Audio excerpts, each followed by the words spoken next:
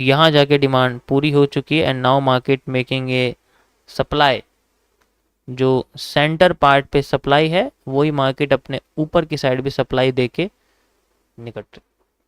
अभी सिर्फ मैं इस करंट ट्रेंड के बेसिस पे बात कर रहा हूँ, मैं पिछला कुछ नहीं देख रहा। क्यों नहीं देख रहा?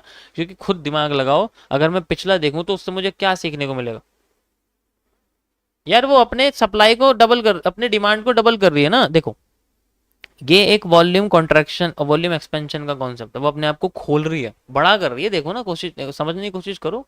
तो उसमें डिमांड मैं पहले से मेजर कर ही भी नहीं सकता। किससे करूंगा मेजर? इससे करूंगा। इसकी तो पहले बीच में से टांग टूटी हुई है। इसको कैसे मेजर कर लूंगा मैं? अगर हमें इस मूव को फेक आउट कंसिडर करवाना है तो कर्व लाइन से ऊपर इसको ले जाना पड़ेगा। Okay,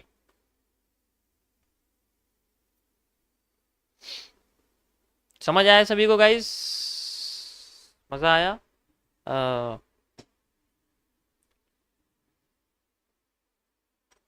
okay.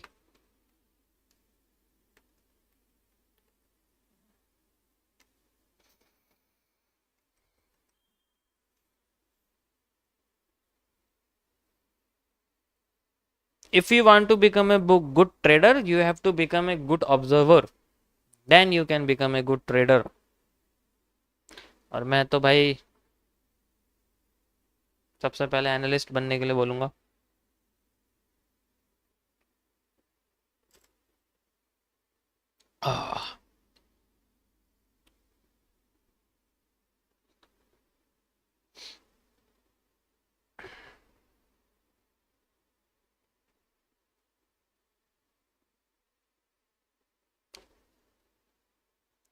यो।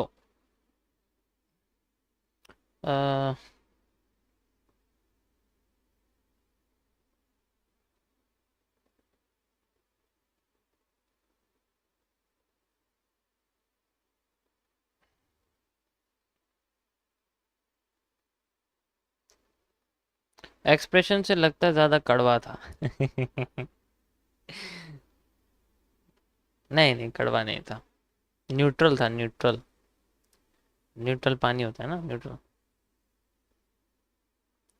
न्यूट्रल।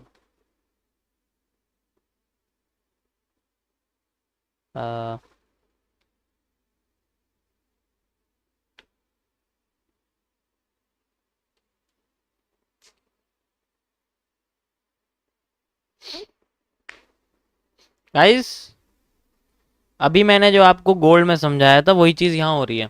बेशक रिजेक्शन पल्स नहीं है, लेकिन स्ट्रक्चर वैसा ही है, ध्यान से देखो।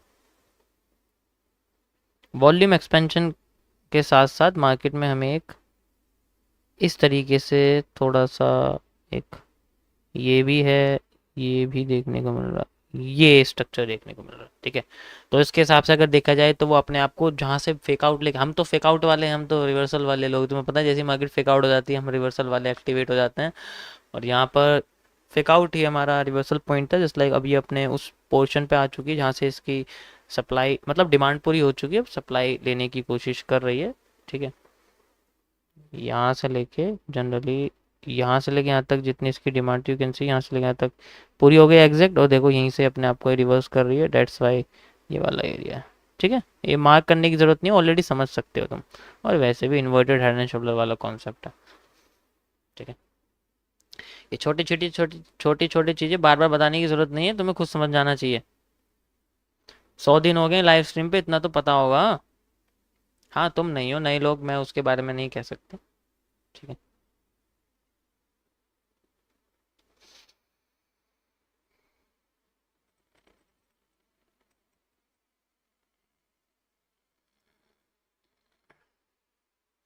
ओके।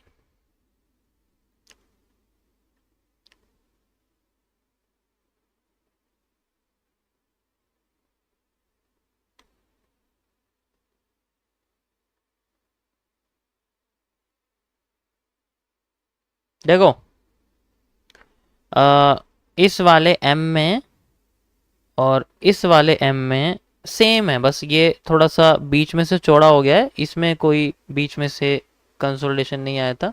बाकी ये भी नीचे गिर के रीटेस्ट दे के नीचे गिरा था, ये भी नीचे गिर के रीटेस्ट दे के नीचे गिरा था, ठीक है। फिर ये डायरेक्ट नीचे गिर गया था, लेकिन ये डायरेक्ट नहीं गिरा, यहाँ पर हल्की सी बाइंग थी, यहाँ पर ज़्यादा बाइंग है।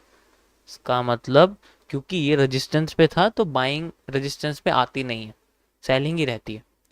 ये सपोर्ट पे है तो सपोर्ट पे सेलिंग आती नहीं है, बाइंग ज़्यादा आती है, तो इस वजह से इसमें बाइंग ज़्यादा आ गई थी, सेलिंग कम आई थी।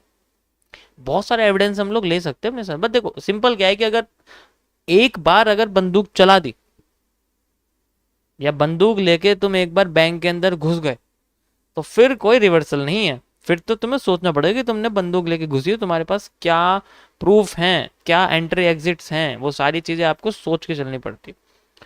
ऐसा नहीं है कुछ भी खरीद के बैठ गए, आगे जी लाइव स्ट्रीम पे अब बताओ जी क्या करना है।